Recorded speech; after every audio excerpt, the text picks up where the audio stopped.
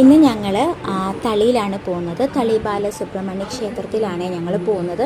അവിടെ വാരണാസിയിലെ ഗംഗാ ആരതിക്ക് സമാനമായിട്ടുള്ള ഗംഗാ ആരതിയാണ് നമ്മുടെ കോഴിക്കോട് വന്നത്. അപ്പോൾ അത് കാണാൻ വേണ്ടി ഞങ്ങളും പോയിട്ടുണ്ടായിരുന്നു. ജീവിതത്തിൽ ഒരിക്കലെങ്കിലും വാരണാസിയിൽ പോയി ഗംഗാ ആരതി കാണാൻ ആഗ്രഹമുള്ളവർ ആരും ഉണ്ടാവില്ല അല്ലേ. മെയ് 11 തൊട്ട് 16 തീയതി വരെ വൈകുന്നേരം 6:30ക്കാണ് ഗംഗാ ആരതി തുടങ്ങുന്നത്. കോഴിക്കോട്ടുകാർക്ക് അഭിമാനിക്കാം അല്ലേ. ഇന്നലെ ഞാനും പോയി കൺകുളിർക്കെ കണ്ടു കേട്ടോ. പറഞ്ഞറിയിക്കാൻ പറ്റില്ല ആ ഒരു നിമിഷം. ദൈവത്തിന് നന്ദി.